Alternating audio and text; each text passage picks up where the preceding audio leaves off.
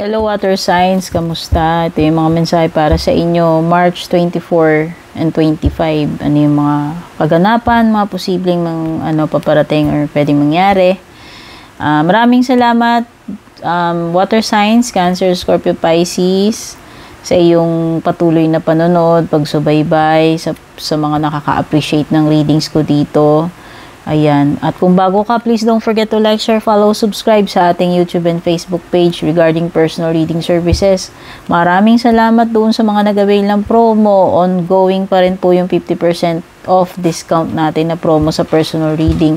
Kung interesado kayo, mag-PM lang kayo sa aking official Facebook page. Yung link at details, hanapin nyo, nakasulat sa ibaba. Ayan, yung mga details yan. Andyan po yung link. Ayan, shoutout sa ating mga YouTube channel members, sa mga nag-avail ng subscription sa ating Facebook page, and thank you sa mga suki natin, yung mga pabalik-balik na nag-avail ng mga personal readings natin, pati na rin dun sa mga bagong nag-avail. Ayan. Thank you po.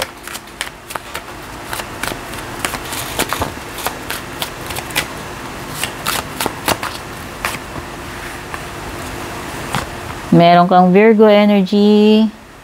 Meron kang Aries energy dito.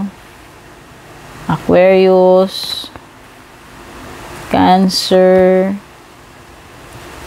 Sagittarius.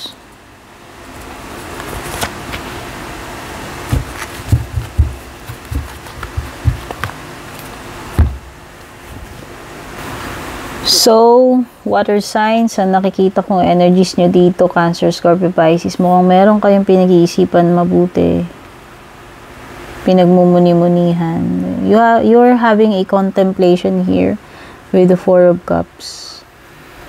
So, may mga bagay na inire-evaluate kayo ngayon sa buhay nyo, sa relationship nyo, no? Sa situation ninyo. So, kung dati meron kayong mga bagay na hindi ninyo na-appreciate, sa tingin ko ngayon mukhang parang pinag-iisipan ninyo na mukhang yun yung tamang gagawin, no? So, pwede ngayon ma-appreciate nyo na yan. O dati hindi nyo napapansin, ngayon napapansin nyo na, no? Doon mo makikita So, dati pag hindi mo na-appreciate yung bagay, parang invisible siya kahit nasa harapan mo. So, ngayon parang unti-unti ka na nagkakaroon, tinutubuan ka na ng ganun, na parang ngayon napapansin mo na to, or napapansin mo na siya, or yung ginagawa niya, dati hindi. So, unti-unti ka nagkakaroon ng appreciation about something or someone, or about a situation, kasi pwede namang tao, bagay o sitwasyon ito, yung pinag-uusapan na na-appreciate, no? There is some sense of impulsiveness dito, pagiging reckless, no? Pag sinabi nating impulsive, padalos-dalos, pabigla-bigla, something na hindi pinag-isipan, hindi naging careful, tapos hindi yan pagsisisihan. Meron din ditong pagiging talamak, ruthless. Halimbawa, talamak sa pagiging pintasero, talamak sa pagiging tamad, or talamak sa pagiging marites. Meron ditong extreme Extreme siya Ikaw man yan, or if you're dealing with someone na ganyan. So, pwedeng si Sagittarius yan, kung may nakaka-deal ka na ganyan. Meron din ditong mga matataas yung expectations. So, pwedeng ikaw, halimbawa, kung ikaw man yung may mataas na expectations dito of someone, or pwedeng sila yung may mataas na expectations sa'yo, maasa, pero may disappointment Parang ma-fail ibigay yung expectations. Whether ikaw yung sa kanila, kumbaga, whether expectations nila sa'yo or expectations mo sa kung kanino man. Yan. Meron dito na parang hindi maibibigay yung expectation na yun. No? So, disappointment, frustration yung ending. Meron talagang period of contemplation sa iyo. Dalawang cards mo yung nagsasabi dito na ikaw ay nagre-reflect. May pinagmumuni-munihan ka. O pinag-iisipan mabuti. Some of you, yung iba, this is a period of isolation or withdrawal. Kapag ayaw mo mag-engage, kapag ayaw mong makisalamuha, Pag gusto mo, mag-isa ka lang muna. Gusto mo alone time. No, naghahanap ka ng katahimikan. Yan. Pwedeng may mga ganyan.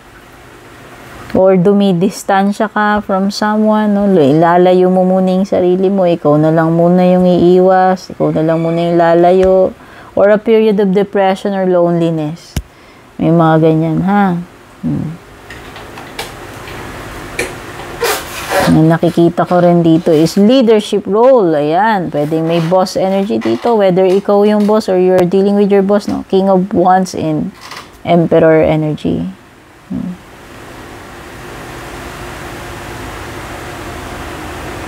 So, leadership, whether may mga ano dito, yung authority problems, no? Yung tipong hindi nire-respect kung sino yung dapat irespeto.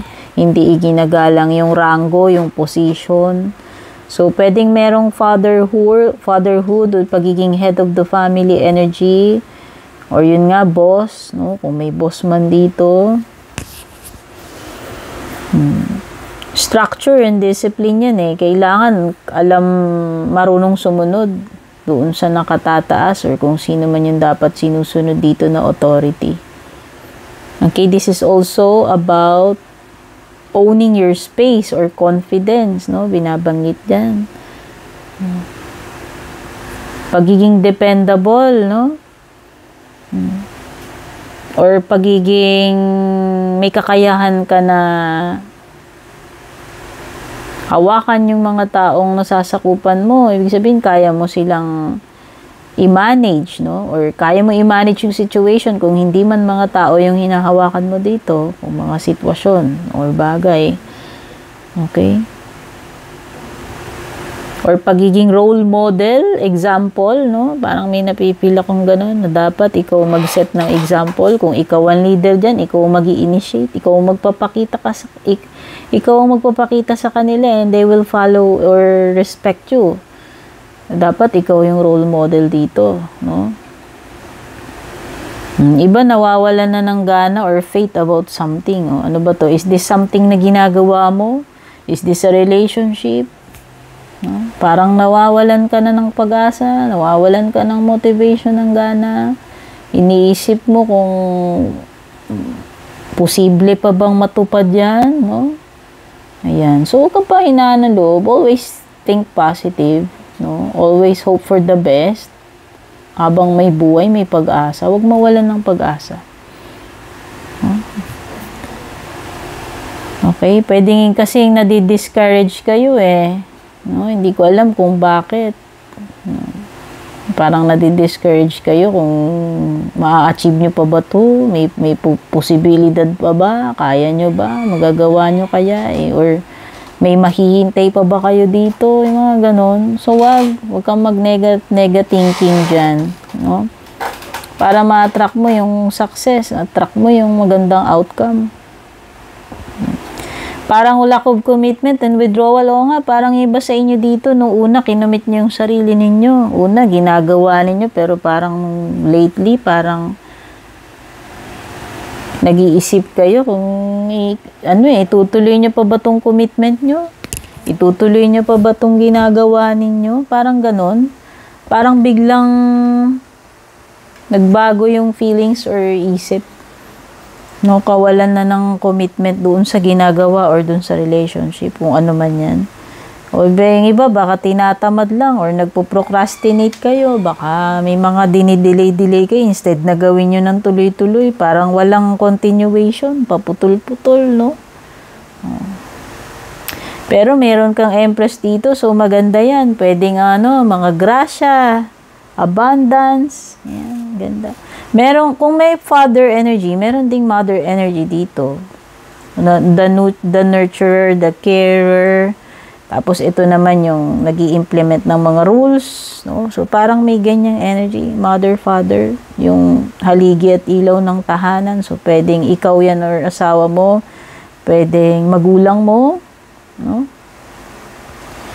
Okay, so pwedeng yung iba dito, this is a card of fertility. So pwedeng may pregnant or nagpaplano pa lang maging pregnant, no? Or baby on the way, whether sa'yo yan, sa anak mo, sa kapatid mo, family member, no? So, meron ding mga parenting issues dito or may mga parenting concerns, no? Sabi ko nga, may couple dito, pwedeng mag-asawa, pwedeng mga magulang mo, or pwedeng ikaw at yung asawa mo bilang magulang ng mga anak ninyo. Okay, so nakikita ko dito is may growth kasi Empress, diba, lumalaki, no? Something na gagawin mo, i-commit mo yung sarili mo, iti-take care mo, alagaan mo, inu-nurture mo hanggang lumaki. Parang ganon. So, tao man yung pinag-uusapan doon, anak mo man yon, or a project, or a goal, no? Hindi ko alam. Or an investment, no? It could be anything. Empress is also about pagiging creative. So, whether meron kang mga binabalak gawin, no? Ayan, inspired ka to create. O, yan, no? Baka kailangan nyo is inspiration para makagawa kayo. Kasi nga parang may nakikita ko nawawalan ng gana, nadidepress, nawawalan ng faith, motivation, nadidiscourage, or pwedeng iba, may mga feeling of insecurity. Yan. O, huwag kayong padala doon. So, dapat ma-inspire kayo to create. No, dapat think positive. Kaya mo yan, magagawa mo yan. Ayan, no? May mga leadership dyan. Okay? Take care and God bless, water signs.